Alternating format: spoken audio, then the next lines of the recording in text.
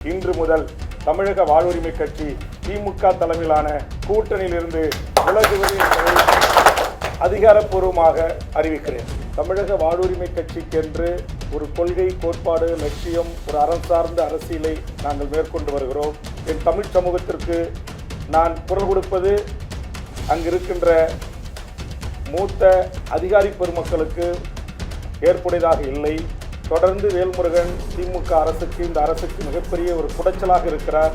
ஒரு மக்களால் தேர்ந்தெடுக்கப்பட்ட ஒரு அரசு, முதலமைச்சர், அமைச்சரவை இந்த நாட்டை ஆள வேண்டும். அப்போதுதான் அவர்கள் ஒரு குறிப்பிட்ட விரல் விட்டு எண்ணக்கூடிய அதிகாரிகளின் ஆட்சிதான் தமிழ்நாட்டில் இந்த நிமிடம் வரையிலும் கூட நடந்தேறி வருகிறது என்று என்னை திட்டமிட்டு திமுக தலைமையிலான கூட்டணியில் வெளியேற்றுவதற்கு அதிகாரிகளின் பேச்சையும் அவருடைய அறிவுரைகளையும் கேட்டுக்கொண்டு திமுக தலைமை தமிழக வாழ்வுரிமை கட்சியை புறக்கணித்திருக்கிறது. சமூக நீதி இயக்கமான திமுக ஏன் தமிழ்நாட்டில் சாதிவாரி கணக்கெடுப்பை நடத்த மறுக்கிறது? சமூக நீதிக்கு எதிரான சக்திகளை கூட வைத்துக்கொண்டு எப்படி திமுக சமூக நீதி அரசாக தமிழ்நாட்டில் நடைபோட முடியும்? ஆக தமிழக வேலை தமிழருக்கே என்கிற ஒரு சட்டம் இயற்றினால் என்ன? ஆனால் தமிழ்நாட்டில் அப்படி ஒரு சட்டம் இயற்றப்படவில்லை. முதலமைச்சரை சுயமாக சிந்தித்து முடிவெடுப்பதற்கு அனுமதிக்க மறுத்து இங்கு அதிகாரிகள் ஆட்சி கொட்டமடித்துக் கொண்டிருக்கிறார்கள்.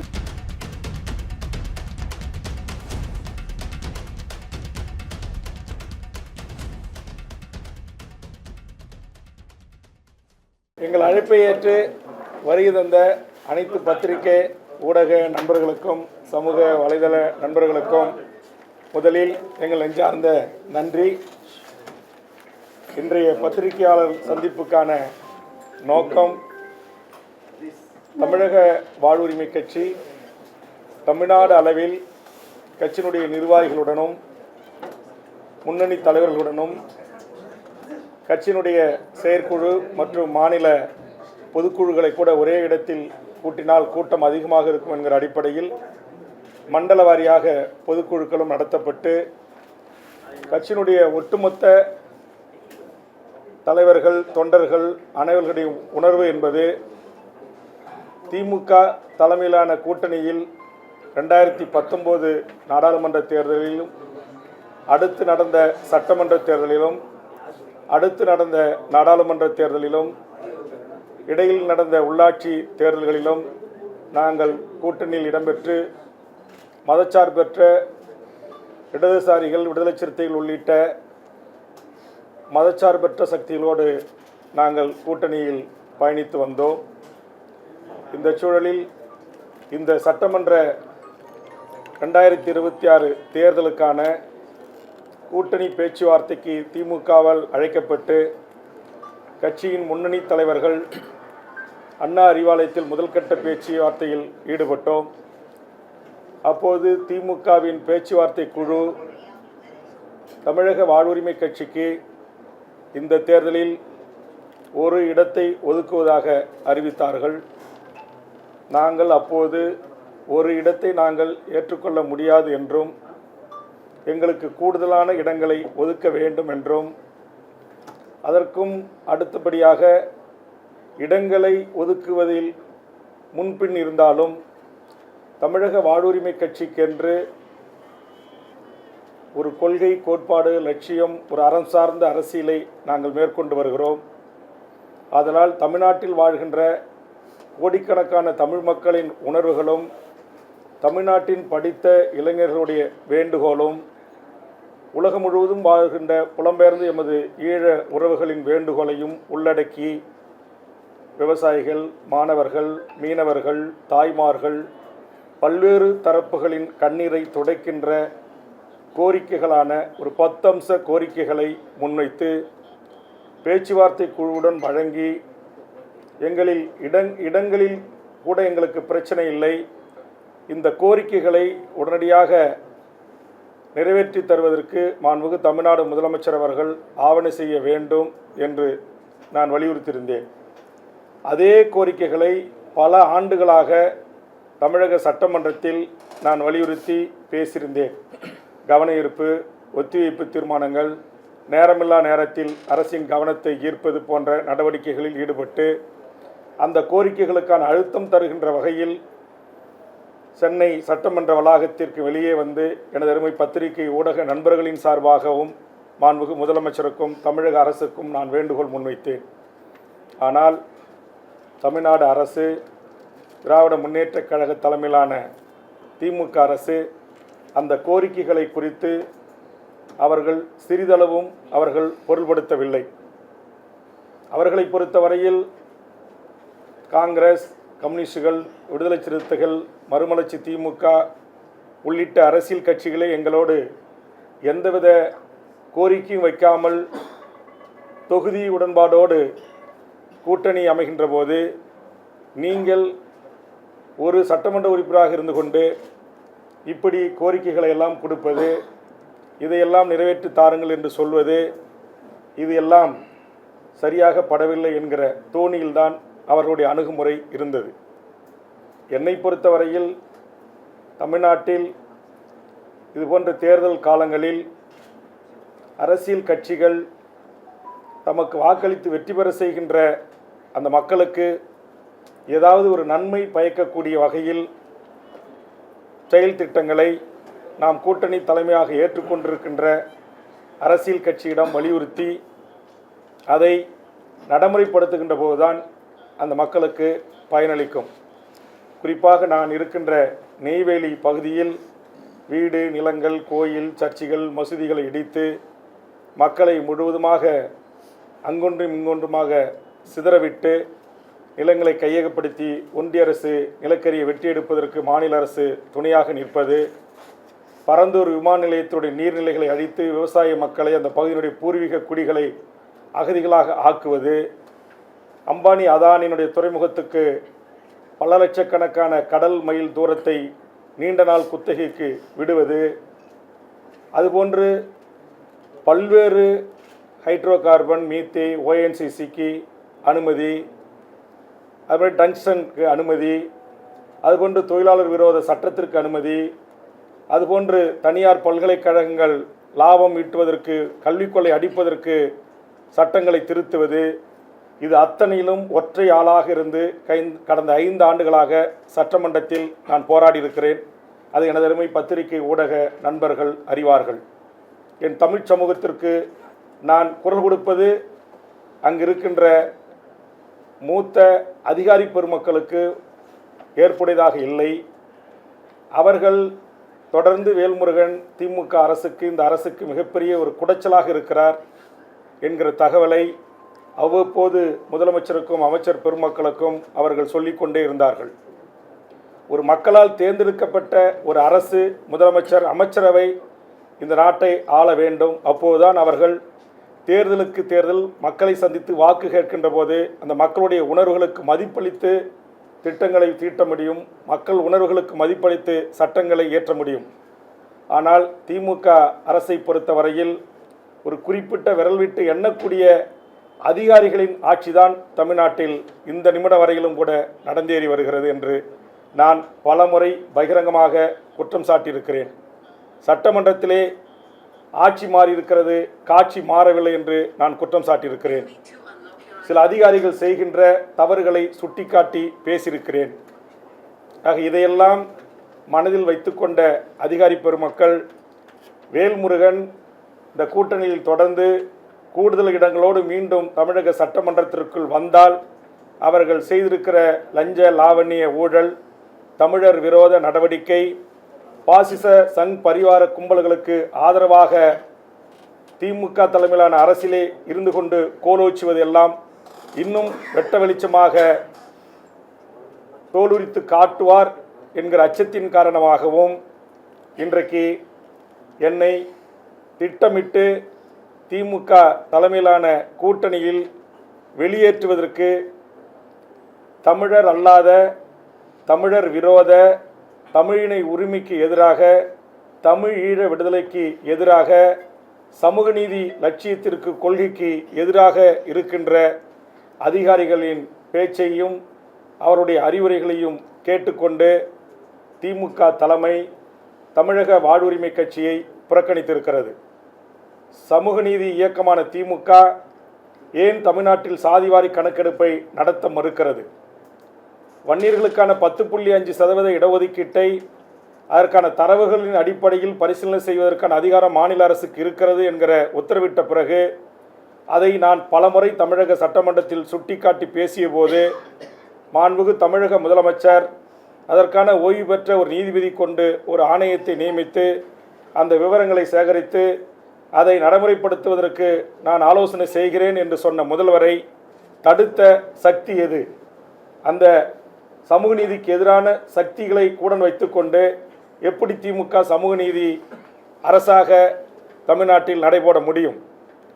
தமிழ் சமூகத்திற்காக உழைத்த போராடிய எண்ணற்ற தமிழ் சமூகத்தின் ஆளுமைகளுக்காக மணிமண்டபம், சிலைகள், நினைவுத்தூண்கள், தபால் தலைகள், தெருக்களின் பெயர்களை சூட்டுங்கள் என்று நான் சொன்னபோதெல்லாம் எந்த பதிலும் சொல்லாமல் பெயரளவுக்கு 1 மற்றும் 2 போன்ற விஷயங்களை செய்துவிட்டு இங்கு ஒரு சினிமா நடிகர் சொன்னார் என்பதற்காக அவருடைய தந்தையின் பெயரிலே தெருக்களை வைப்பது. ஆக ஒரு சமூக நீதி அரசு சாதிவாரி கணக்கெடுப்பு நடத்தி ஒரிசாவில், பீகாரில் இது போன்று பல்வேறு மாநிலங்களில் சாதிவாரி கணக்கெடுப்பு அல்லது புள்ளி விவரங்கள் எடுக்கப்பட்டு அந்த மக்களுக்கு சமூக நீதி வழங்குவதற்கான நடவடிக்கைகளை மேற்கொண்ட போது திராவிட முன்னேற்ற கழகம் என்பது ஒரு சமூக நீதி இயக்கத்தின் வரலாற்றில் தோன்றிய ஒரு இயக்கம் ஏன் என்னுடைய குரலுக்கு மதிப்பளிக்கவில்லை? தமிழ்நாட்டில் எண்ணற்ற தலைவர்களின் குரல்களுக்கு மதிப்பளிக்கவில்லை. இங்கே இருக்கிற சிறப்பு முகாம் மூடப்பட வேண்டும், ஈழத்தில் இனப்படுகொலைக்கு உள்ளாகி அங்கு சிறையில் கைது செய்து வைக்கப்பட்டிருந்த விடுதலை புலிகளின் தளபதிகள் உட்பட பலர் கூட, பெண் போராளிகள் உட்பட பொது மன்னிப்பு பல ஆண்டுகளுக்கு பிறகு அளிக்கப்பட்டு அவர்கள் மறுவாழ்வு வாழ்ந்து கொண்டிருக்கிறார்கள். ஆனால் தமிழ்நாட்டில் இங்கு பாஸ்போர்ட் ஆக்டில் கைது செய்யப்பட்டு நீதிமன்றத்தால் பிணை வழங்கப்பட்டு புழல் சிறையிலிருந்து அவர்கள் வெளியே வருகின்ற போது அங்கு வாசலிலே வைத்து அவர்களை கைது செய்து சிறையில் அடைக்கிறார்கள். திருச்சி சிறப்பு முகாமில் அடைத்து கொடுமைப்படுத்துகிறார்கள். தொடர்ச்சியாக அங்கே மரங்களில் ஏறி போராட்டம், உயிரை பணம் வைத்து உண்ணாவிரதங்கள். தற்போது கூட சக்தி என்கிற நாதன் உயிருக்கு போராடி கொண்டிருக்கிறார். போராட்டம் தொடர்ந்து கொண்டிருக்கிறது. ஆக தமிழக வேலை தமிழருக்கே என்கிற ஒரு சட்டம் இயற்றினால் என்ன? குஜராத்தில் இருக்கிறது, கர்நாடகத்தில் இருக்கிறது, பீகாரில் இருக்கிறது, இந்தியாவில் பல மாநிலங்களில் இருக்கிறது. அந்த மாநில மக்களுக்கான வேலை வாய்ப்பு முன்னுரிமை. ஆனால் தமிழ்நாட்டில் அப்படி ஒரு சட்டம் இயற்றப்படவில்லை. தமிழ் வழியில் படித்தவர்களுக்கான 20% இடஒதுக்கீட்டிற்கான அந்த உரிமை சட்டமாக இதுவரையிலும் இயற்றப்படவில்லை. அதுபோன்று ஓபிஎஸ் காலத்தில் தமிழ்நாட்டுடைய அரசு உயர் பதவிகளை டிஎன்பிசியினூடாக எவர் வேண்டுமானாலும் வந்து எழுதி இங்கே கோட்டாட்சியராக, டிஎஸ்பியாக, நீதிபதியாக, பல்வேறு துறையினுடைய அசிஸ்டன்ட் கமிஷனராக பதவிக்கு வரலாம் என்கிற நிலை இந்த நிமிடம் வரையிலும் இருக்கிறது. 5 ஆண்டு காலமாக ஓபிஎஸ் கொண்டு வந்த அந்த சட்டத்தை ரத்து செய்யுங்கள் என்று நான் மன்றாடினேன். அது ரத்து செய்யப்படவில்லை. ஆக நான் தமிழக வாழ்வுரிமை கட்சி என்பது தமிழர் நிலத்தில் வாழ்கின்ற அனைத்து மக்களுக்குமான ஒரு கட்சி. ஆக இந்த அனைத்து மக்களுக்குமான கிடைக்க வேண்டிய சமூக நீதி கிடைக்கப்பெறவில்லை, வேலைவாய்ப்பு கிடைக்கப்பெறவில்லை. இங்கு மாணவர்கள், மீனவர்கள், தொழிலாளர்கள், விவசாயிகள் பிரச்சனைகள் தீர்க்கப்படாமல் இருக்கிறது. ஆக இதையெல்லாம் நான் சுட்டிக்காட்டி முதலமைச்சருடைய கவனத்திற்கு எடுத்து சென்று அதை தீர்ப்பதற்கு முயற்சி எடுக்கின்ற போது அதற்கு முட்டுக்கட்டியாக இருக்கிற கார்ப்பரேட் பெரும் முதலாளிக்கு ஆதரவாக இருக்கின்ற சக்திகள் இன்றைக்கு முதலமைச்சரை சுயமாக சிந்தித்து முடிவெடுப்பதற்கு அனுமதிக்க மறுத்து இங்கு அதிகாரிகள் ஆட்சி கொட்டமடித்துக் கொண்டிருக்கிறார்கள் என்று நான் சொன்ன குற்றத்திற்காகவே இன்றைக்கு அரசியல் ரீதியாக கூட தேர்தல் களத்திலும் அவர்கள் இதிலே தலையிட்டு இன்றைக்கு குழப்பங்களை விளைவித்துக் கொண்டிருக்கிறார்கள். எனக்கு அதை பற்றி கவலை இல்லை. திமுக தலைமையிலான இந்த கூட்டணியில் இத்தனை ஆண்டு காலம் இருந்தேன். 5 ஆண்டு காலம் திமுகவின் சார்பாக உதயசூரியன் சின்னத்தில் போட்டியிட்டு வெற்றி பெற்று நான் ஒட்டுமொத்த தமிழக மக்களுக்கான குரலாக எனது குரல் ஒலித்திருக்கிறது. அதற்கான வாய்ப்பை வழங்கிய தமிழ்நாடு முதலமைச்சர் அவர்களுக்கும், அதுபோன்று தோழமையுடனும் கூட்டணியுடனும் நட்பு சக்தியாக என்னோடு கைகோர்த்து தமிழர் வாழ்வுரிமை கூட்டமைப்பில் பல போராட்டங்களில் பங்கெடுத்து இந்த நிமிடம் வரையிலும் இந்த கூட்டணியில் தொடர வேண்டும் என்று என் மீது வைத்திருக்கிற மாறாத அன்பின் காரணமாக, பற்றின் காரணமாக உங்களை சந்திக்கின்ற இந்த நிமிடம் வரையிலும் தொடர்பு கொண்டு எனக்கு ஆறுதல் சொல்லி எனக்கு பேசிய தலைவர்களான அண்ணன் திருமாவளவன், சிபிஎம்னுடைய தலைவர் வீரபாண்டியன், சிபிஎம்னுடைய தலைவர் பாலகிருஷ்ணன், சிபிஎம்னுடைய திரு சண்முகம், மறுமலர்ச்சி திமுகவினுடைய வைகோ, பேராசிரியர் ஜவஹர்லா, திரு ஈஸ்வரன் போன்ற அனைத்து தலைவர்களுக்கும் என் நெஞ்சார்ந்த நன்றியை நான் தெரிவித்துக் கொள்கிறேன். தமிழர் வாழ்வுரிமை கூட்டமைப்பில் உலக தமிழர்களின் வாழ்வுரிமைக்காகவும் ஈழ இன பிரச்சனைகளை குறித்தும் தமிழ் சமூகத்தின் வாழ்வுரிமைக்காகவும் என்னால் தலைமை ஒருங்கிணைப்பாளர் நடத்தப்படுகின்ற தமிழர் வாழ்வுரிமை கூட்டமைப்பில் தொடர்ந்து நாம் பயணிப்போம் என்று எனக்கு தெரிவித்திருக்கிறார்கள். ஆக அந்த வகையில் தமிழக வாழ்வுரிமை கட்சி எங்கள் கட்சியினுடைய செயற்குழு, பொதுக்குழு, அரசியல் தலைமைக்குழு, தொகுதி தலைவர், செயலாளர், மாவட்ட தலைவர், செயலாளர், மாநில நிர்வாகிகள், நகர ஒன்றிய செயலாளர் அளவிலான பொதுக்குழு அனைவரும் சேர்ந்து எடுத்த முடிவுக்கிணங்க அவர்கள் அனைவரும் சேர்ந்து எனக்கு அளித்த அந்த அதிகாரத்தின் அடிப்படையில் இன்று முதல் தமிழக வாழ்வுரிமை கட்சி திமுக தலைமையிலான கூட்டணியிலிருந்து விலகுவது என்பதை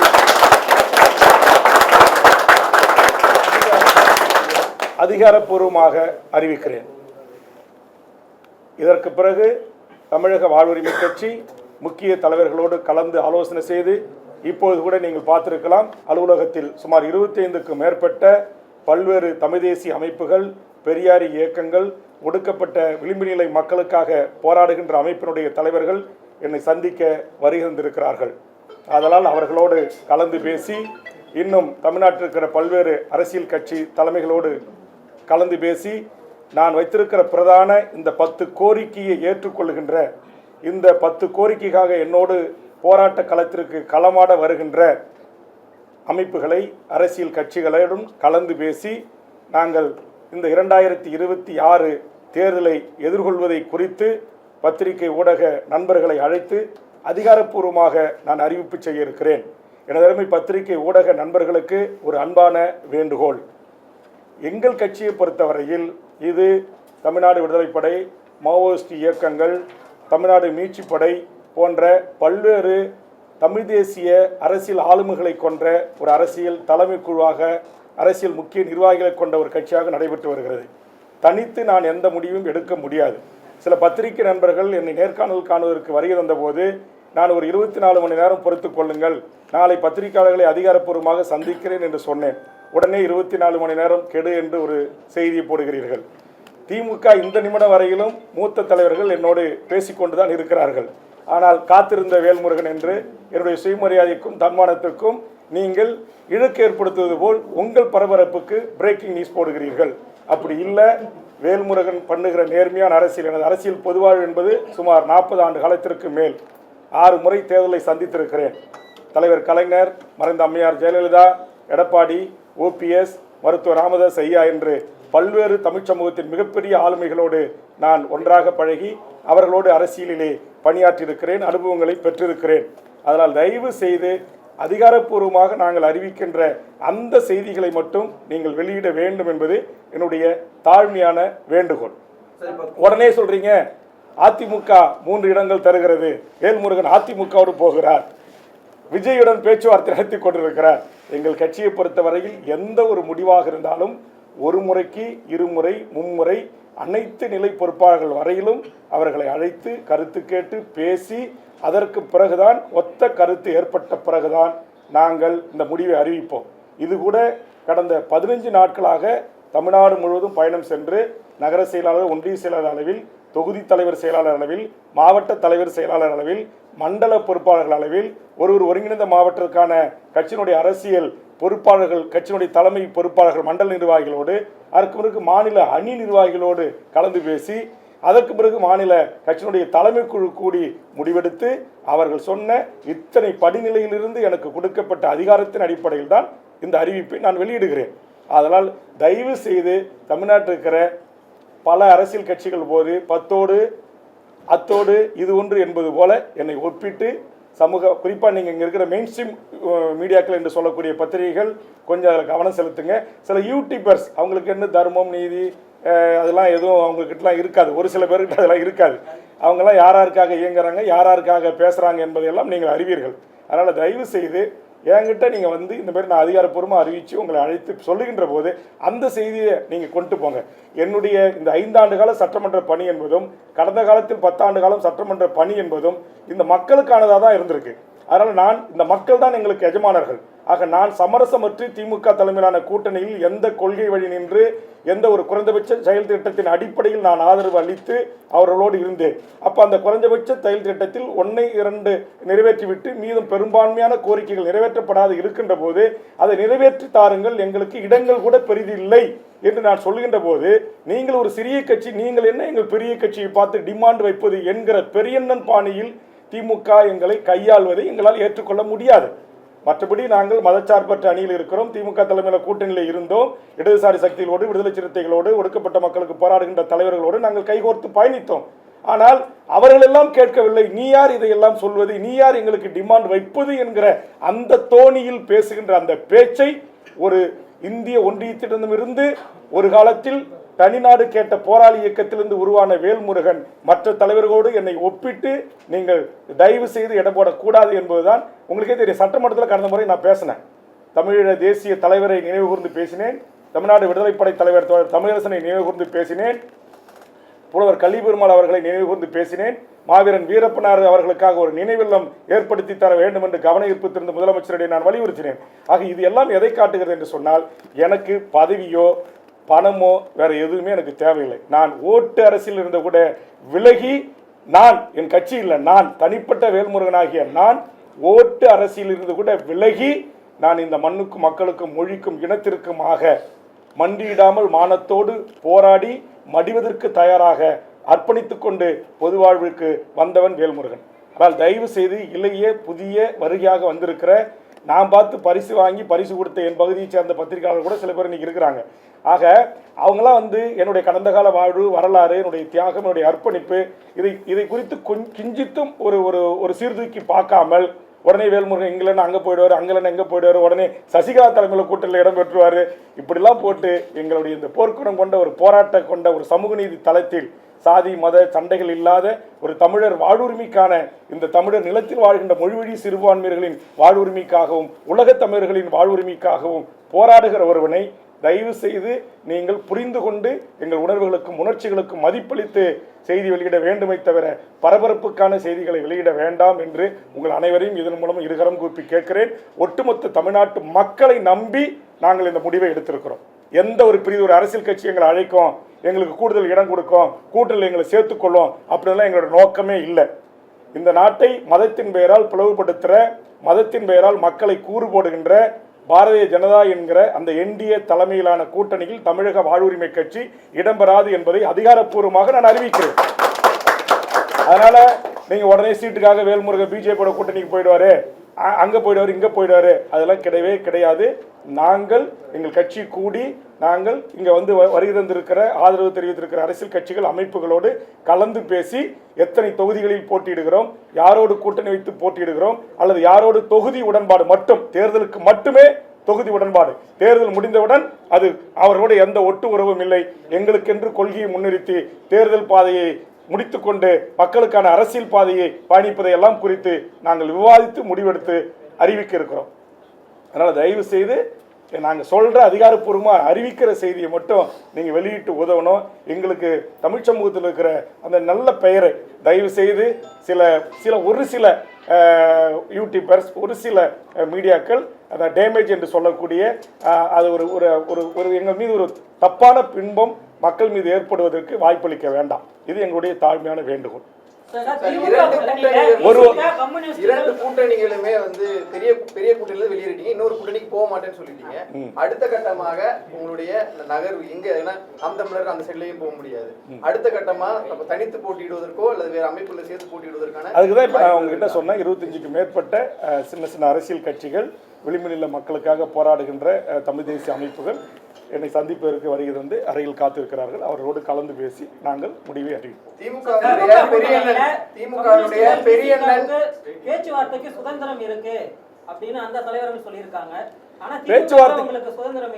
பேச்சுவார்த்தைக்கெல்லாம் சுதந்திரம் இருக்கு. அதெல்லாம் போன உடனே வரவேற்று உள்ள கூட்டு போய் பிஸ்கட்டு, காஃபி, வடை எல்லாம் கொடுப்பாங்க, மரியாதையோடு நடத்துவாங்க. போகும்போது கார் வரைக்கும் வழி அனுப்பிச்சு அனுப்புவாங்க. அதெல்லாம் அது சுயமரியாதை இயக்கம். நான் ஒரு சுயமரியாதை இயக்கத்திலிருந்து வளர்ந்து வந்தவன் தான். அதனால் அதெல்லாம் எந்த பங்கமும் கிடையாது.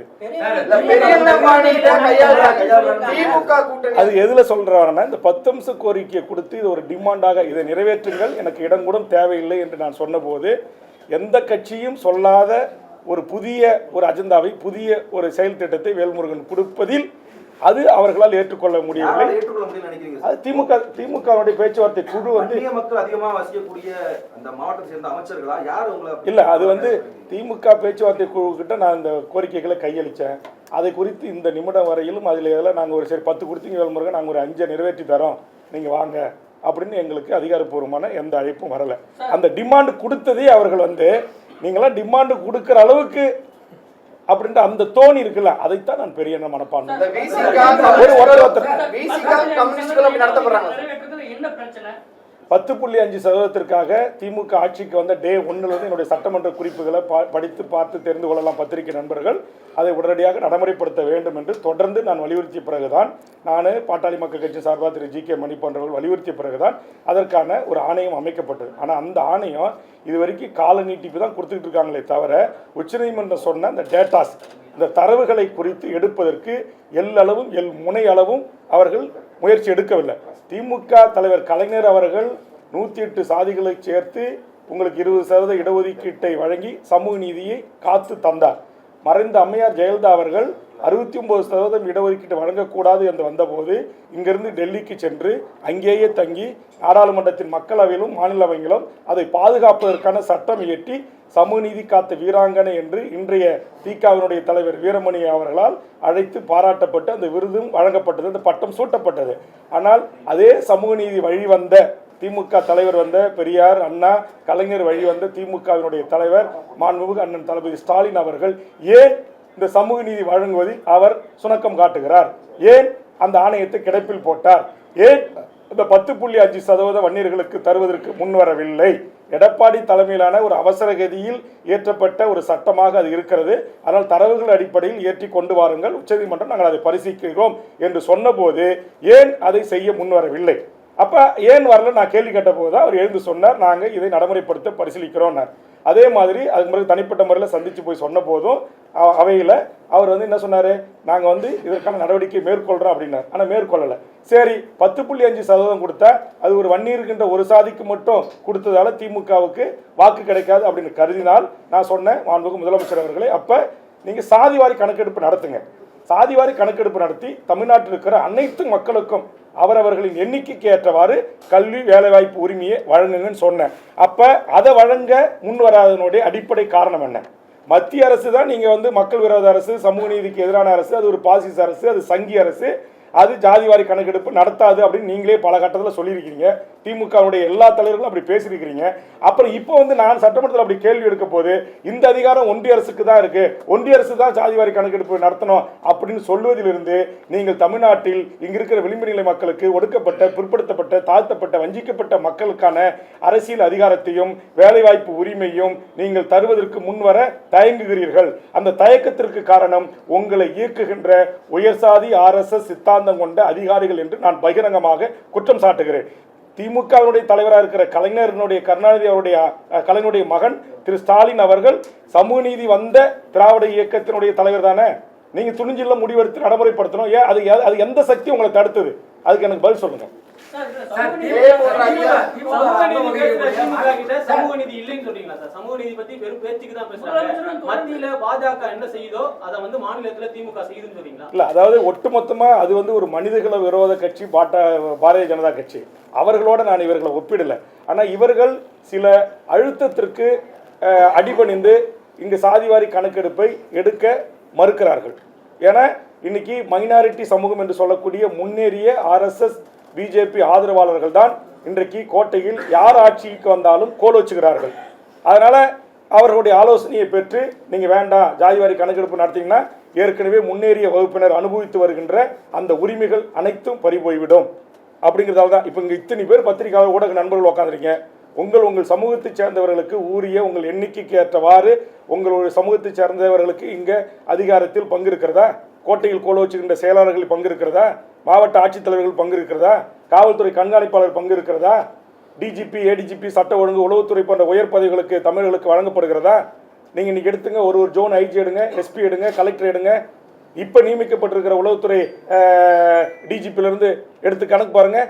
ஏன் தமிழ்நாட்டில் தமிழ் தாய்மொழியாக கொண்ட அல்லது மொழி சிறுபான்மையராக ஆண்டாண்டு காலமாக இந்த மண்ணில் வாழக்கூடிய மக்களுக்கு யாரும் அந்த இடத்துல அமர்வதற்கு அதிகாரம் இல்லையா? அப்போ இதில் எங்கே இருக்குது சமூக நீதி? இதைத்தான் நான் சட்டமன்றத்தில் கேட்குறேன், இதைத்தான் நான் அவருக்கு டிமாண்டாக கொடுக்குறேன். அப்போ நீலாம் யார் எங்களுக்கு டிமாண்டு வைக்கிறது? டிமாண்டு வச்சுலாம் எங்ககிட்ட நீங்கள் கூட்டணி வர வேணாம் அப்படின்னு நீங்கள் எங்களை கையாளுறீங்க. அதனால் நாங்கள் வந்து கூட்டணி விட்டு வெளியேறோம்.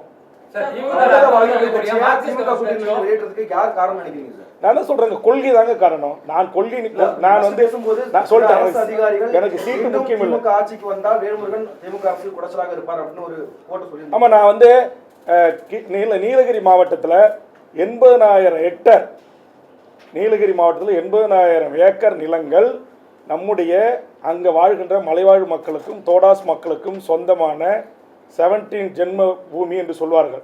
அந்த நிலத்தை மீட்க வேண்டும் என்று சட்டமன்றத்தில் 5 முறை பேசினேன்.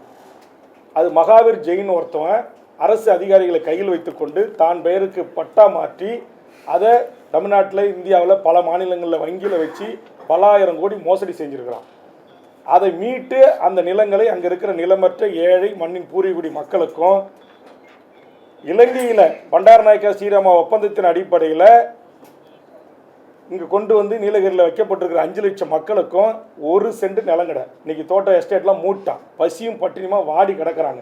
அவர்கள் என்னுடைய தொப்புள் கொடி ரத்த உறவு. ஈழத்தில் தான் 1.5 லட்சம் மக்களை கொன்று குவிச்சாங்க.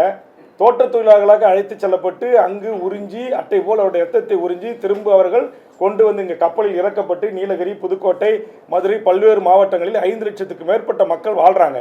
அவங்களுக்கு ஒரு சொந்த வீடு கிடையாது, ஒரு சென்ட் நிலம் கிடையாது. ஆனால் இங்கே மார்வாடி, சேட்டு, குஜராத்திகள் 80,000 ஏக்கர் நீலகிரியில் மட்டும் எங்கள் மண்ணின் பூர்வீகுடி ஆதி தமிழர்களுடைய நிலத்தை தன் சொந்த பெயருக்கு பட்டா மாற்றியிருக்கிறான். இதுக்காக நான் முதலமைச்சர்கிட்ட கடிதம் கொடுத்தேன், ரெவன்யூ மினிஸ்டர் சந்தித்து கடிதம் கொடுத்தேன், ரெவன்யூ செக்ரட்டரி திருமதி அமுதாவை சந்தித்து கடிதம் கொடுத்தேன். ஒரு பதிலும் கிடையாது. இதே மாதிரி தமிழ்நாட்டில் ஆயிரக்கணக்கான லட்சக்கணக்கான ஏக்கர் நிலங்களை தமிழர் அல்லாதவர்கள் முழுவதுமாக கைப்பற்றி கொள்கிறார்கள். இங்கே தமிழ்நாட்டில் என்ன வணிகம் தமிழர்கள் கையில் இருக்கு? ஒன்றே ஒன்று சொல்லுங்கள். இரும்பு வணிகம் நம்ம கையில் இருக்கா? தங்க வணிகம் நம்ம கையில் இருக்கா? வெள்ளி வணிகம் நம்ம கையில் இருக்கா? மஞ்சள் வணிகம் நம்ம கையில் இருக்கா? முந்திரி வணிகம் நம்ம கையில் இருக்கா? என்ன இருக்கு? நீங்கள் ஒளிப்படம் பதிவு செய்கிறீங்களா? கருவிகள் இதெல்லாம் விற்கிறது வாங்குறது ஹோல்சேல் யாரு? தமிழ்நாட்டில் இங்கே சென்னை தலைநகரத்தில் இருக்கிற அத்தனை 5 ஸ்டார் விடுதிகள் யாருக்கு சொந்தம்?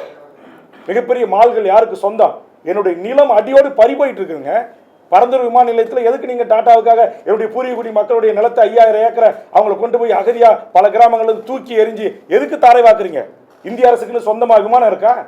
அப்போ இது வேல்முருகன் திமுக அரசுடைய தடையை மீறி அங்கு சென்று அந்த போராட்ட காலத்தில் பங்கெடுத்து கொண்டேன். அன்னையிலேருந்து ஒரு மந்திரி, அங்கு திமுக அமைச்சர்கள் இருக்கிற மந்திரி அங்கே பல 100 ஏக்கர்களை வாங்கி போட்டிருக்கிறாங்க. அது 5 மடங்கு அரசாங்கமே அவர்களுக்கு உயர்த்தி கொடுக்குது. அப்போ அது வேல்முருகன் இதில் குறைச்சலாக இருக்கிறான் அப்படின்னு நினைக்கக்கூடியவர்கள் இந்த தேர்தல் நேரத்தில் என்னை பழி வாங்குகிறார்கள். அதை பற்றி எனக்கு கவலை இல்லை. என்எல்சியில் நெய்வேலி நிலத்தை கையகப்படுத்தக்கூடாதுன்னு நான் தடுத்து நிறுத்துறேன். வானராயபுரம் உள்ளிட்ட தென்குச்சி, வடக்குத்து இது உள்ளடக்கிய பல கிராமங்களில் பன்னெடுங்காலமாக இங்கு வாழ்கிற எங்களுடைய மக்களை அடியோட பிடுங்கி தூக்கி எறிகிறீங்க. அது போய் வேல்முருகன் கடந்த சில மாதங்களுக்கு முன்பாக அங்கே தடுத்து நிறுத்தினான். அது உங்களுக்கு தாங்க முடியல. ஏன் தாங்க முடியல? என்எல்சியினுடைய ஒரு ஆண்டுக்கு கொடுக்குற 100 கோடி ரூபாய் சிஎஸ்ஆர் நிதியை அப்படியே அபகரித்துக் கொள்கின்ற ஆளும் வர்க்கம். அதை நான் தட்டி கேட்டேன். அதுக்காக கூட்டம் போட்டு திமுகவுடைய மாவட்ட செயற்குள்ள மாவட்ட பொதுக்குழு பகிரங்கமாக பேசுகிறாங்க. வேல்முருகன் நமக்கு பெரிய குடைச்சல், வேல்முருகனுக்கு கூட்டணியில் இடம் கொடுக்க கூடாது அப்படின்னு. நான் தேர்தலே நிற்கல, ஓட்டு அரசியலை புறக்கணித்து விட்டு இந்த மண்ணுக்காக நான் போராடுறேன்.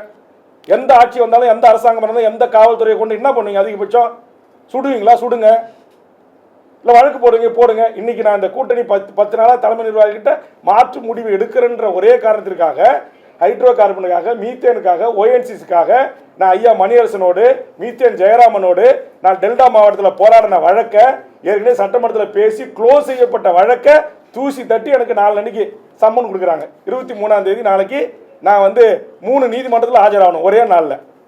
இது திமுக பழி வாங்கணும். திமுக என்கிற ஒரு மாபெரும் அரசியல் இயக்கத்தில் லட்ச தொண்டர்கள் என் மீது அன்பும் மாறாத பற்றும் நான் ஏற்றுக்கொண்ட லட்சியத்துக்கு ஆதரவாக இருக்கிறார்கள். திமுகவை தற்போது இயக்குகின்ற உயர் சாதி RSS சித்தாந்தம் உள்ள அதிகாரிகளுடைய பேச்சுக்கு மாண்புகு முதலமைச்சரும் தமிழக அரசும் ஈல்டாயிருக்கு, அடிபணிந்திருக்கு. வச்சுதான் இதை செயல்படுத்துறாங்கன்னு சொல்றீங்களா? அது சில மூத்த பத்திரிகையாளர்கள் அப்படி சொல்றாங்க, நான் அப்படி சொல்றேன். முதலமைச்சர் இருக்கக்கூடிய அளவுக்கு பவர்ஃபுல்லான அதிகாரிகள் இருக்கிறாங்க. வெளிப்படையா சொல்லலாமா சார்? அது உங்களுக்கு கால நேரம் வரும்போது பல பத்திரிகையாளர்கள் சொல்லியிருக்காங்க. திமுக அங்க வகிக்கிற மார்க்சிஸ்ட் கம்யூனிஸ்ட் கட்சி, விடுதலை சிறுத்தை கட்சி உடன்பாடு இன்னும் எட்டப்படவில்லைன்னு சொல்லியிருக்காங்க. ஒருவேளை அவங்க வருத்தம் தெரிவித்து அவங்க வெளியே வந்தா மீண்டும் மக்கள் நலி கூட்டணியா? இல்லை, அது அவங்க நான் வெளியேறிட்டேன்னு உங்களுக்கு அறிவிச்சிருக்கிறேன். அவர்கள் அப்படி வெளியேறி விட்டார்கள் என்று அறிவித்தால் அப்படி அவங்க வெளியேற மாதிரி எனக்கு தெரியல. காரணம், அவர்கள் அனைவருமே, நான் தான் சொல்கிறேன், இப்போ உங்களை சந்திக்க உட்கார முன்னாடி அந்த கட்சியினுடைய மாநில செயலாளர்கள், தலைவர்கள், அண்ணா நம்ம ஒரு மதச்சார்பற்ற அணியில் இருக்கிறோம், நீங்கள் கண்டிப்பாக சட்டமன்றத்துக்கு போகணும், குரலற்ற மக்களின் குரலாக நீங்கள் ஒழிக்கணும் அப்படின்றத தொடர்ந்து உங்களுக்கே தெரியும். நேற்று கூட பத்திரிகையாளர் சந்திப்பில் அண்ணன் திருமாவளவன் என் மீது வைத்திருக்கிற அந்த மிகப்பெரிய ஒரு நம்பிக்கை, ஒரு நட்பின் காரணமாக பல முறை என்னை தொடர்பு கொண்டு பேசினார்கள். அதனால் பல என் மீது மாறாத பற்றுள்ள பல திமுகவுடைய மாவட்ட செயலாளர்கள், அமைச்சர் பெருமக்கள் கூட இந்த நிமிடம் வரையிலும் கூட என்னை தொடர்பு கொண்டு கொஞ்சம் பொறுத்தருங்க அப்படின்லாம் பேசுகிறாங்க. ஆனால் எனக்கு என்ன சொன்னேன், சரி சீட்டு தான் உங்களுக்கு நெருக்கடி இருக்குது, காங்கிரஸுக்கு கூட்டு கொடுத்துட்டீங்க, தேமுதிகவுக்கு கூடுதலாக கொடுத்துட்டீங்க, கமல்ஹாசனுக்கு கொடுக்குறீங்க, சீட்டே வேண்டாங்க, இந்த 10 அம்ச கோரிக்கை நிறைவேற்றுங்கன்றாங்க. இது நீங்கள் ஜாதிவாரி கணக்கெடுப்பு நடத்தும், இன்னும் இப்போ 5 வருஷம் ஆட்சி முடிஞ்சு போச்சு, 5 வருஷம் கரடியாக நான் கத்தனை சட்டமன்றத்தில் செய்யலைங்க, மீண்டும் திமுக தான் ஆட்சிக்கு வரப்போகிறது, இது ஒரு வெற்றி கூட்டணி என்று நானே சொல்லியிருக்கிறேன்ல. அப்படி இருந்த இல்லை நேற்று வரைக்கும் இந்த நிமிடம் வரைக்கும் அதுதான் உங்ககிட்ட சொன்னேன். அப்போ மீண்டும் திமுக ஆட்சிக்கு வந்தபோது வேல்முருகன் கொடுத்து இந்த கோரிக்கைகளை திமுக அரசு பரிசீலிக்கும் அப்படின்னு என்னை அழைத்து முதலமைச்சர் சொல்லுவதில் என்ன உங்களுக்கு? அப்போ யார் தடுக்கிறா? எது உங்களை தடுக்கிறது? இந்த கேள்விக்கு என்ன பதில் இருக்குது? அப்போ தான் நான் சொல்கிறேன், இங்கே சமூக நீதிக்கு எதிரான, இங்கே பாரதிய ஜனதாவில் இறக்கிவிடப்பட்ட, இங்கே RSS சித்தாந்தத்தை ஏற்றுக்கொண்ட முன்னேறிய சமூக நீதிக்கு எதிரான ஒரு கூட்டம் முதலமைச்சரை சுற்றி இருந்து கொண்டு முதலமைச்சரை இயக்குகிறது. அதனால தான் முதலமைச்சருடைய கைகள் கட்டப்பட்டிருக்கிறது. நான் கேட்குறேங்க, தமிழர் வாழ்வுரிமை கூட்டமைப்பில் 150 அமைப்புகளுக்கு, ஐயா நெடுமாறன், குளத்திருமணி, கோவை ராமகிருஷ்ணன், மணியரசன், எல்லா தலைவர்களும், தியாகு தோழர், நாங்களாம் என்ன சமூக விரோதிகளா? நாங்களாம் தீவிரவாதிகளா? நாங்கள் உங்களை சந்தித்து பேசணும்னு சொல்கிறோம். தமிழ்நாட்டுடைய முக்கிய வாழ்வுரிமை பிரச்சனை குறித்து, ஈழத்தமிழர் பிரச்சனை குறித்து முதலமைச்சர்கிட்ட போய் நான் கடிதம் கொடுத்தேன், சந்திக்க நேரம் கொடுங்கன்னு. ஏன் எனக்கு சந்திக்க நேரம் கொடுக்கல? சரி கொடுக்கல. முத்துலட்சுமி அக்கா அவருடைய கணவர் இறந்துட்டாரு, உங்களுடைய சொந்த பட்டா இடத்துல வீரப்பனாருக்கு ஒரு நினைவு மண்டபம் கட்டி கொடுக்குறது அனுமதி கொடுக்கணும், முதலமைச்சரை சந்திக்கணுன்றாங்க. பல முறை கேட்டுட்டேன், சந்திப்பு கிடையாது. சரி, இதுக்கு 2வது சந்திப்பு 10.5% நிறைவேற்றுவது குறித்து ராமதாஸ், அன்புமணியை தவிர்த்து ஏனைய வன்னியர் சமூகத்தினுடைய பல்வேறு சின்ன சின்ன அமைப்புகள் தலைவர்கள் இருக்கிறாங்க. அவங்க எல்லாரும் என்னை சந்தித்து எங்களை முதலமைச்சர்கிட்ட கூப்பிட்டு போங்க, நாங்கள் முதலமைச்சரை சந்திக்கணும்னாங்க. இந்த 5 ஆண்டு காலத்தில் பல முறை முதலமைச்சர்கிட்ட அவர்களை சந்திப்ப நேரம் கேட்டேன், தரலை. சரி, தமிழர் வாழ்வுரிமை கூட்டமைப்புன்னு என் தலைமையில் ஒன்று இயங்குது, உங்களுக்கு எல்லாருக்கும் தெரியும். கடந்த 10 ஆண்டு காலம் கோபேக் மோடின்னு சொல்வதிலிருந்து தமிழ் சமூகத்தின் வாழ்வுரிமைக்காக மிகப்பெரிய போராட்டங்கள், 1 லட்சம் பேர் 50,000 பேரை திரட்டி தொடர்ந்து போராடுற அத்தனை போராளி இயக்கங்களும் என்னோட இருக்கிறாங்க. அவங்க எல்லாரும் ஒரு தடவை உட்காந்து சந்தித்து இந்த சாதிவாரி கணக்கெடுப்பு நடத்தணும், இந்த வடக்கன்ஸ் என்று சொல்லக்கூடிய வடவர்களுடைய ஆதிக்கம் இங்கே அதிகமாக இருக்குது, அதனால் அது ஸ்டேட் என்ட்ரி லைன் பர்மிட் முறை வடகிழக்கு மாநிலங்கள் போல தமிழ்நாட்டிலையும் ஒரு முறைப்படுத்தணும். நம்ம வட இந்தியர்களையோ மொழி வழி சிறுபான்மையோ நமக்கு எதிரி இல்லை. அதனால் இதை முறைப்படுத்துவதற்கு மாண்புமிகு முதலமைச்சரை சந்தித்து நம்ம பேசணும். நீங்கள் கூட்டமைப்பினுடைய தலைவராக இருக்கிறீங்க, எம்எல்ஏவாக இருக்கீங்க, முதலமைச்சரோட நெருக்கமாக இருக்கிறீங்க, ஒரு தேதி வாங்கி கொடுங்க அப்படின்னு சொல்லி எல்லாரும் கையெழுத்து போட்டு கொடுத்தாங்க. மதிமுக உள்பட எல்லா கட்சிகளும், விடுதலை சிறுத்தைகள் எல்லாரும் அதை கொண்டு போய் முதலமைச்சர் வீட்டில் கொடுத்துட்டு உடனே முதலமைச்சருடைய செக்ரட்டரி, உளவுத்துறை, மூத்த அமைச்சர்கள்லாம் உட்காந்து யார் யார் அந்த 150 பேர் கொடுங்கன்னாங்க. 150 பேரை கொடுத்து 2-3 மணி நேரம் அதை குறித்து நான் அவங்ககிட்ட மன்றாடுறேன். இவர்கள்லாம் சந்திக்கணுன்றாங்க. போன தேர்தலில் நமக்காக தேர்தல் வேலை செஞ்சவங்க, இவங்க யாரும் தீவிரவாதி கிடையாது, நக்சல்பாரி கிடையாது, எல்லாம் ஜனநாயக சக்திகள். அவங்க அத்தனை பேருமே இப்போ திமுகவை இந்த கூட்டணி ஆதரிச்சுக்கிட்டு பிரச்சாரம் பண்ணிட்டு இருக்காங்க. ஆனால் ஒரே ஒரு முறை கூட அவரை சந்திக்க முதலமைச்சர் தயாராக இல்லை. அப்போ இது எதை காட்டுகிறது? அப்போ நான் தான் சொல்கிறேன், முதலமைச்சர் சட்டமன்றத்தில் தனிப்பட்ட முறையில் என்கிட்ட பார்க்கும்போது நல்லா பேசுகிறாரு, நல்லா இருக்கிறாரு, அது எல்லாம் வேற. தனிப்பட்ட முதலமைச்சருக்கும் எனக்கும் எந்த கருத்து முரண்பாடும் கிடையாது.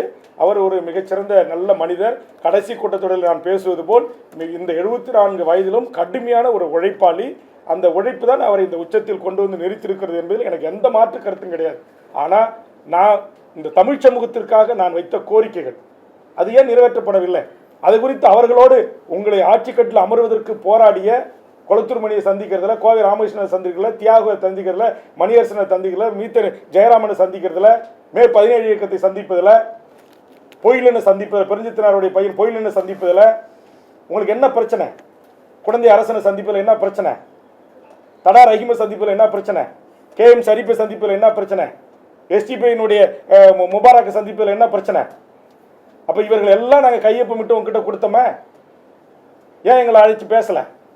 ஒரே ஒரு முறையாவது இந்த 5 ஆண்டு காலத்தில் கோட்டையில் அதிகாரப்பூர்வமாக தமிழர் வாழ்வுரிமைக்கான போராட்ட களத்தில் இருக்க இயக்கங்களை சந்தித்து முதலமைச்சர் பேசியிருக்கிறாரா?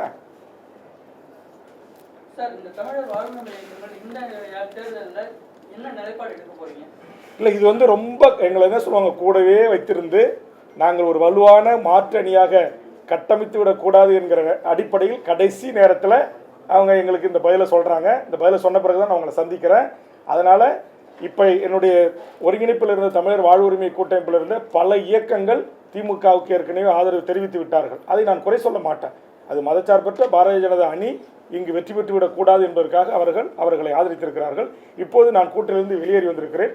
இனி அவர்கள் தான் முடிவு செய்ய வேண்டும். திமுகவை ஆதரிப்பதா, வேல்முருகனை ஆதரிப்பதா, வேல்முருகன் தலைமையில் அமைய போகின்ற இந்த தமிழர் வாழ்வுரிமைக்கான ஒரு கொள்கை சார்ந்த, நான் என்ன சொன்னேன், இப்போ டெல்லியிலே கூட கடந்த காலத்தில் வாஜ்பாய் கவர்மெண்ட்டில் ஒரு செயல் திட்டம் இருந்துச்சு, ஒரு குறைந்தபட்ச செயல் திட்டம் இருந்துச்சு.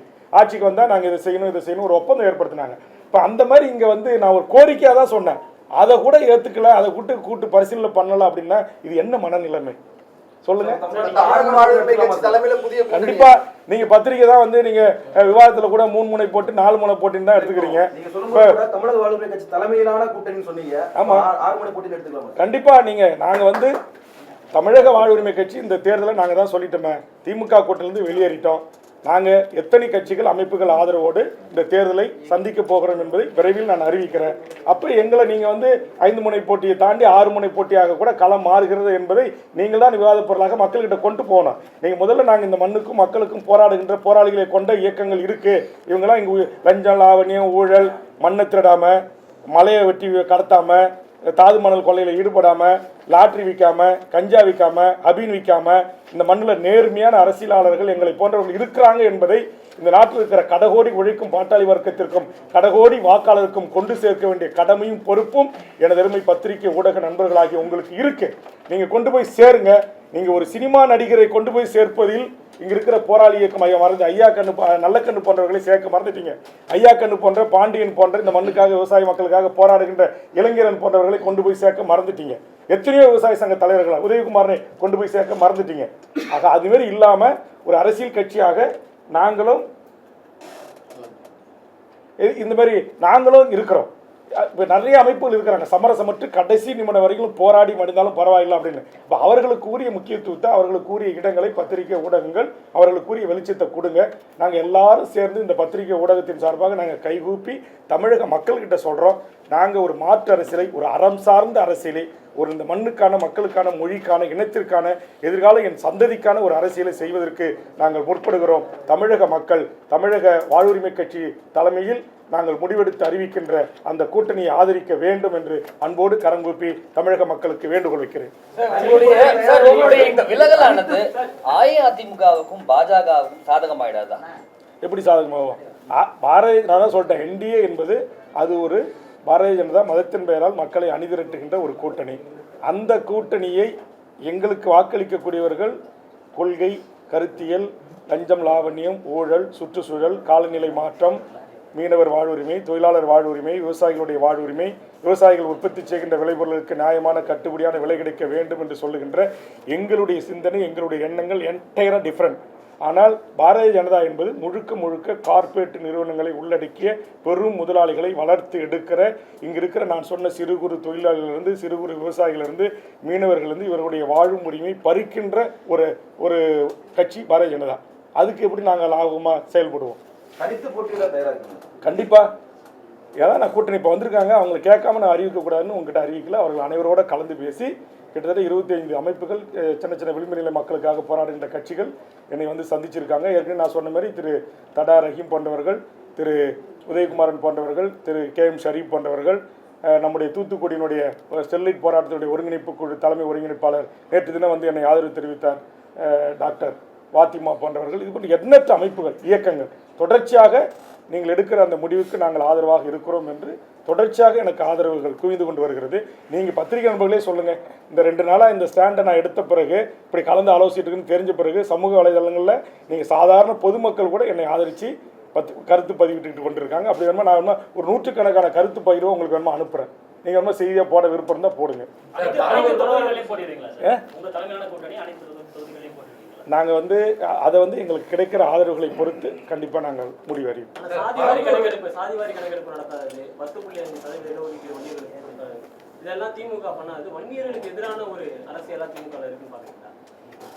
நாங்கள் வந்து வன்னியருக்கு மட்டும் எதிராக சமூக அதனால சொல்கிறேன், சமூக நீதியே இந்த மண்ணில் அனைத்து மக்களுக்கும் கிடைத்துவிடக்கூடாது என்பது தடுக்கிற ஒரு கூட்டம் முதலமைச்சரை சுற்றி இருக்கிறது என்பது என்னுடைய குற்றச்சாட்டு. அதற்கு முதலமைச்சர் வந்து ஈல்டாகிறார். அதனால தான் முதலமைச்சர் சாதிவாரி கணக்கெடுப்பு எடுக்கல அப்படின்றது என்னுடைய பார்வை. புரியுது? பிரச்சனையில் நீங்கள் வந்து போராட்டத்தில் ஈடுபட்டப்போ அமைச்சர் வந்து தடுத்தாருன்னு சொன்னாங்க. அது யாருன்னு சொல்லுவோம்? யாருன்னு அமைச்சரவையில் இடம்பெற்றிருக்கிற அமைச்சர் யார்? நீங்கள் வந்து பத்திரிகை நண்பர்கள் தான், நீங்கள் வந்து என்ன சொல்லுவாங்க, இன்வெஸ்டிகேஷன் ஜேர்னலிசம் என்று சொல்லக்கூடியவர்கள். அங்கே யார் ஆயிரக்கணக்கான ஏக்கரை யார் இந்த விமான நிலையம் வருவதற்கு முன்பாக வாங்கி போட்டு இன்றைக்கி 5 மடங்கு அரசாங்கத்துக்கிட்ட பணத்தை பெறுவதற்கும் அல்லது ரியல் எஸ்டேட்டு, அங்கே 5 ஸ்டார் ஹோட்டலு, நட்சத்திர விடுதிகள், ஐடி போன்ற கம்பெனிகளை உருவாக்கலான்னு யார் திட்டமிட்டிருக்காங்களோ அவர்கள். சார், நீங்களே சொல்லியிருக்கீங்க பல கோரிக்கைகள் பரிசீலனையில் இருக்கு. நீங்க சட்டப்பேரவை இருக்கும்போது பல கோரிக்கைகள் நிறைவேற்றிருக்கீங்க. தமிழ்நாடு முழுக்க பல கோரிக்கைகளை முன்னெடுத்து சென்றிருக்கீங்க. மீண்டும் ஆட்சிக்கு வருவதற்கான வாய்ப்பு இருக்கின்றதையும் பதிவு பண்ணியிருக்கீங்க. கண்டிப்பா. அந்த ஆட்சி அமைப்பு சரி, அதை மீண்டும் ஆட்சிக்கு வரக்கூடிய திமுக இது செய்து தாருங்கன்னு ஒரு உறுதிமொழி கொடுக்கறதுல என்ன இருக்கு உங்களுக்கு? உங்களை மரியாதை குறைவா நடத்திட்டாங்க நினைக்கிறீங்களா? ஆமாம் சார், நான் தான் சொல்கிறேன், எனக்கு சீட் நான் கேட்டது 5 சீட்டுக்கு 6 சீட்டு கேட்டேன், 5 சீட்டு கேட்டேன், 4 சீட்டு கேட்டேன், இறுதியாக ஒரு 3 இடங்கள் கொடுங்கன்னு. அப்புறம் நான் சொன்னேன், இந்த 3 இடங்களை காட்டிலும் எனக்கு இந்த கோரிக்கைகள் பிரதானமானது, மிக முக்கியமானதுன்னு சொன்னேன். அப்போ நீங்கள் உண்மையிலே நான் இந்த கூட்டத்தில் தொடரணும்னு சொல்லி திமுக தலைவர் நினச்சிருந்தா, இங்கே வாங்க வேல்முருகன், உங்கள் கோரிக்கை 10 கொடுத்துருக்கீங்க, இந்த 10 என்னால் இப்போதைக்கு நிறைவேற்ற முடியாது. 5 கோரிக்கை ஆட்சிக்கு வந்த உடனே நான் நிறைவேற்றுறேன். நான் போன நாடாளுமன்ற தேர்தலுக்கு 2019 ஆதரவு கொடுக்கும்போது நான் ஒன்று சொன்னேன், இந்த தமிழக வேலை தமிழருக்கேன்ற சட்டம் இயற்றணும்னு சொன்னேன். அதை ஏற்றலை. ஆனால் அதுக்கு மாறாக குறைந்தபட்சம் நான் கொடுத்த அழுத்தத்தின் அடிப்படையில் தமிழ் வழியில் எழுத படிக்க பேச தெரிஞ்சவர்களுக்கு டிஎன்பிசியில் 40 மதிப்பெண் எடுப்பவர்களுக்கு வேலை என்று ஒரு சின்ன திருத்தத்தை சேர்ந்து, அது என்னுடைய அழுத்தத்துக்குனுங்க, அது உங்களுக்கு எல்லாருக்குமே தெரியும். அது கொண்டு வந்த பிறகு தான் இன்றைக்கி உங்களுக்கு திரும்ப ரொம்ப நீங்கள் எல்லாம் பத்திரிகையாளர் கூட அதில் வந்து ரொம்ப விழிப்புணர்வு இல்லாமல் இருக்கிறீங்க. நீங்கள் டிஎன்பிசியில் இந்தியாவின் நாட்டை எந்த மாநிலத்தை சேர்ந்தவர் வரைக்கும் ஒரு ஆர்டிஓவாக செலக்ட் ஆகிட்டாங்கன்னா அவங்க சீஃப் செக்ரட்டரி தான் ரிட்டையர் பண்ணுவான். யங்கஸ்ட் பீப்புளாக இருந்தானா 21 வயசு 22 வயசில் ஒரு டைரக்ட் டிஎஸ்பி ஆகிட்டானா டிஜிபி ஆகி தான் இல்லை ஏடிஜிபி ஆகி தான் ஓய்வு பெறுவான்.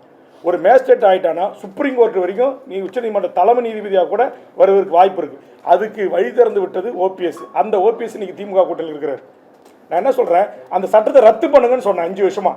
ஓபிஎஸ் கொண்டு வந்து அந்த சட்டம் இன்னைய வரையிலும் யாருடைய அழுத்தத்திற்கு அடிபணிந்து ஏன் அந்த சட்டத்தை ரத்து பண்ணுங்க நான் கத்துறேன். பிடிஎல் பழனிவேல்ராஜ் அந்த துறையை கொஞ்ச நாள் கவனிச்சாரு, தங்க தென்னரசு கவனிச்சாரு, இப்போ வந்து கைல்வழி செல்வராஜ் கவனிக்கிறாங்க. நீங்கள் அந்த சட்டத்தை ரத்து பண்ணாமல் வேல்முருகனுடைய கோரிக்கையை நிறைவேற்றின மாதிரி இருக்கணும், ஈயம் பூசின மாதிரி இருக்கணும், பூசாத மாதிரி இருக்கணுன்ற மாதிரி நீங்கள் வந்து 40 மதிப்பெண் எடுத்தால் மட்டும்தான் அப்படின்னு கொண்டு வந்து அந்த கதையை முடிச்சிட்டீங்க. அந்த சட்டத்தை ரத்து பண்ணுறதுல உங்களுக்கு என்ன பிரச்சனை இருக்குது? அப்போ நான் சொன்ன வட இந்திய ஆர்எஸ்எஸ் பின்புலம் கொண்ட ஒரு கும்பல் இங்கே டிஎன்பிசினுடைய செக்ரட்டரியாக உயர்ந்த பதவிகளில் சேர்மனாக உட்காடுறீங்க. ஏன் தமிழ்நாட்டில் டிஎன்பிசினுடைய சேர்மனாக ஒரு பச்சை தமிழ் அமர வைப்பதில் உங்களுக்கு என்ன சிக்கல்? யாரை போட்டிருக்கிறீங்க?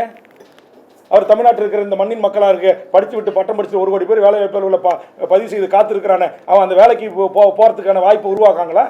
தமிழ்நாட்டு வரலாற்றில் இன்னைக்கு குரூப் 2 தேர்வு ரத்து பண்ணது இருக்கா? இன்னைக்கு அட்ட டைமில் நீங்கள் 50 லட்சம் பேர் தேர்வு எழுதக்கூடிய கட்டமைப்பு கொண்ட தமிழ்நாட்டில் எதுக்கு இந்த குளறுபடி? இந்த தேர்வுக்கு தயாரான அந்த இளைஞர்களுடைய எதிர்காலம் என்னாச்சு? அப்போ இதெல்லாம் நான் கேட்குறேங்க, நான் அறிக்கை கொடுக்குறேன். கொள்ளை, கற்பழிப்பு, கஞ்சா அப்படின்னு என்னுடைய அறிக்கை, என்னுடைய முகநூல் பக்கத்தில் எல்லா அறிக்கை நான் பதிவிடுறேன். நீங்கள் எந்த மெயின் ஸ்ட்ரீம் எடுத்து போடுறது இல்லாதனால உங்களுக்கு தெரியல. இந்த ஆட்சியில் இப்போ சமீபத்தில் நடந்த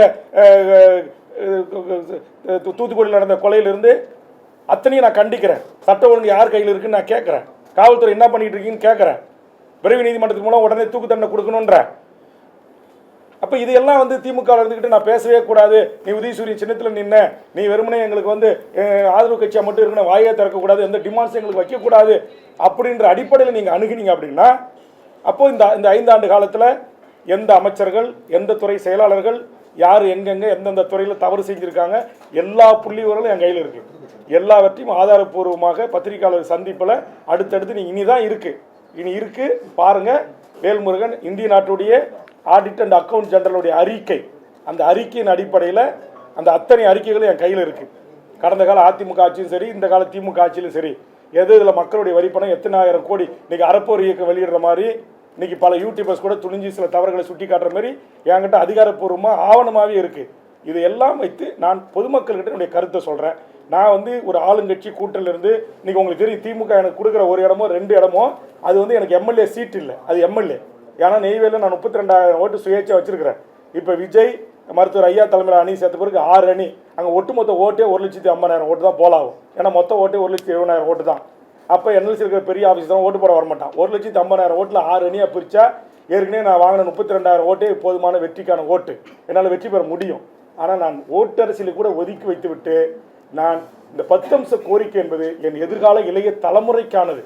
நான் மதுரை உயர்நீதிமன்றத்தில் போராடி பல உயர் பதவிகளில் தமிழ் வழியில் படித்தவங்களுக்கு வேலைவாய்ப்பு உரிமையை கொடுக்கல. நான் போராடி தீர்ப்பு வாங்கி தான் அதை நான் நிலைநிறுத்தினேன். ஆக நான் தொடர்ந்து இந்த மண்ணுக்கு அதே மாதிரி உங்களுக்கு தெரியும் 7.5% மாண்புமிகு எடப்பாடியார் அவர்கள் ஏழை மாணவர் செல்வங்களுக்கு அரசு பள்ளியில் படிக்கிறவங்களுக்கு கொடுத்தாரு. ஆனால் அது பிரைவேட் காலேஜில் அனுமதி இல்லை. நாங்கள் அதற்கு நான் வழக்கை தொடுத்து அதுக்கு ஆனந்த வெங்கடேசன் மூலமாக தீர்ப்பை பெற்று நான் அதை நடைமுறைப்படுத்தினோம். நான் அதனால தான் சொல்கிறேன், நான் இந்த மண்ணுக்கானவன், இந்த மக்களுக்கானவன். அதேமாதிரி உங்களுக்கு தெரியும், நீட்டு தேர்வு எழுதுறதுக்கு பீகார், உத்தரப்பிரதேசம், ராஜஸ்தான், கர்நாடகா போய் எழுதணும்னாங்க. அண்ணா நகரில் இருக்க தென்னிந்திய நீட் அலுவலகத்துடைய டைரக்ட் அலுவலகத்தை இழுத்து பூட்டு போட்டு அந்த கொஸ்டின் எல்லாரும் அதர் ஸ்டேட்டுக்கு போக விடாமல் தடுத்து அங்கே உட்கார்ந்த இடத்துல இருந்து தமிழ்நாட்டு மாணவர்கள் இந்திய நாட்டில் எங்கு தேர்வு எழுதினார்களோ அதுக்கான போக்குவரத்து கட்டணம், ஃப்ளைட் டிக்கெட்டு, ட்ரெயின் டிக்கெட்டு அத்தனையும் திருப்பி கொடுக்கணும். இந்த ஆண்டோட நீங்கள் தமிழக மாணவர்கள் எங்கேயும் வெளியில் போய் தேர்வு எழுத அனுப்பக்கூடாது. தமிழ்நாட்டில் அத்தனை அடிப்படை வசதிகள் இருக்கு, தமிழ்நாட்டிலே தேர்வு எழுதுங்கன்னு சொல்லி பூட்டி சிறைவித்து அதே இடத்துல ஒப்பந்தம் ஏற்படுத்திக்குவேன். அதேமாதிரி சிறப்பு ட்ரெயினில் வந்து அப்ரண்டிஸ் பண்ணிக்கல சென்னிமலையில், திருச்சியில், சென்னையில், சேலத்தில் எல்லாம் வடநாட்டுக்காரனே உள்ளே வந்துக்கிட்டு இருந்தான். அதுக்கு ஜிஎம் அலுவலகத்தை முற்றுகையிட்டு இழுத்து பூட்டு போட்டு அங்கேயே போய் உட்காந்து போராடி தமிழ்நாட்டை சேர்ந்து வேலைவாய்ப்பு அலுவலர்கள் பதிவு செய்யப்பட்ட தமிழக இளைஞர்களுக்கு மட்டுமே இனி ரயில்வே துறையில் ஆள் எடுக்கணும்னு சொல்லி அதை சட்டமாக்கியவன் வேல்முருகன். அப்போ நான் எதுக்கு சொல்ல வரேன்னா, எனக்கு சீட்டே பிரச்சனை இல்லைங்க, எனக்கு பதவியே முக்கியம் இல்லை. நான் தமிழ்நாடு விடுதலை படைன்ற ஒரு மூவ்மெண்ட்ல இருந்து ஜனநாயகத்தை ஏற்றுக்கொண்டு தேர்தல் அரசியலுக்கு வந்தவன். அதனால எனக்கு எதுக்கு பதவி? நீங்க கொடுக்குற ஒரு சீட்டு 2 சீட்டு எனக்கு முக்கியம் இல்லை. என் தமிழ் சமூகத்தின் உயிர்நாடி பிரச்சனை, சமூக நீதி பிரச்சனை, ஈழத்தில் நடந்து இனப்படுகொலை, அதுக்கு ஒரு சர்வதேச நீதி விசாரணை வேணும்னு அம்மையார் ஜெயலலிதா நிறைவேற்றின தீர்மானத்தை நிறைவேற்ற உங்களுக்கு யார் தடுத்தா? எது தடுக்குது? பதில் சொல்லுங்க எனக்கு. ஒரு இனப்படுகொலைக்கு ஒரு சர்வதேச நீதி விசாரணை நடத்துங்கன்னு ஒரு தீர்மானம் நிறைவேற்றி ஒரு பக்கம் பேப்பர் உங்களுக்கு செலவாக போது மோடி அரசுக்கு அனுப்பி வைங்க. ஏன் அதை செய்ய மறுக்கிறீங்க? யாருக்கு பயப்படுறீங்க? பதில் சொல்லுங்க. சட்டமன்றத்தில் 5 வருஷம் கேட்டேன், பதில் சொல்லலை. இன்னைக்கு உங்க கூட்டணியிலிருந்து வெளியேறியும் கேட்குறேன், பதில் சொல்லுங்க. அன்றைக்கும் கேட்டேன், இன்றைக்கும் கேட்பேன், நாளைக்கும் கேட்பேன். அதான் வேல்முருகன். பதவிக்கானவன் அல்ல, சீட்டுக்கானவன் அல்ல, நோட்டுக்கானவன் அல்ல. உடனே என் சொந்த சாதியை சேர்ந்த ஒரு பசங்க ஒரு சில பேர் போடுறான், திமுக வேல்முருகனுக்கு பல கோடியை கொடுத்து வன்னியர்கள் ஓட்டை பிரிப்பதற்கு முயற்சிக்கிறார்கள். இந்த அபத்தங்கள் நடக்கும், அதை பற்றியெல்லாம் நான் கவலைப்படலை. இந்த அவதூறுகள் நடக்கும், அதை பற்றியெல்லாம் நான் கவலைப்படலை. நான் இந்த மண்ணையும் மக்களையும் மொழியும் இனத்தையும் நேசிக்கக்கூடிய ஒருவன். என்னை முழுவதுமாக அறிந்த மூத்த பத்திரிகை ஊடக நண்பர்களுக்கும் மூத்த அரசியல் தலைவர்களுக்கும் தெரியும். என்னுடைய சட்டமன்ற உரையை 5 ஆண்டு காலம் உன்னிப்பாக கவனித்த எனது பத்திரிகை ஊடக நண்பர்களாகிய உங்களுக்கும் தெரியும். அதனால் என்னுடைய கோரிக்கை என் மக்களுக்கான கோரிக்கை தான் பிரதானம். அதை முன்னோக்கி தான் நான் தொடர்ந்து வலியுறுத்தி வந்தேன். அதற்கு கூட எனக்கு ஒரு சரியான பதில் கிடைக்காத பட்சத்தில் எங்கள் கட்சி ஒட்டுமொத்தமாக எடுத்த முடிவை எனது பத்திரிகை ஊடக நண்பர்களுக்கு அறிவித்திருக்கிறேன். தொடர்ந்து நீங்கள் ஆதரவு தர வேண்டும் என்று கேட்டு நிறைவு செய்கிறேன். நன்றி, வணக்கம்.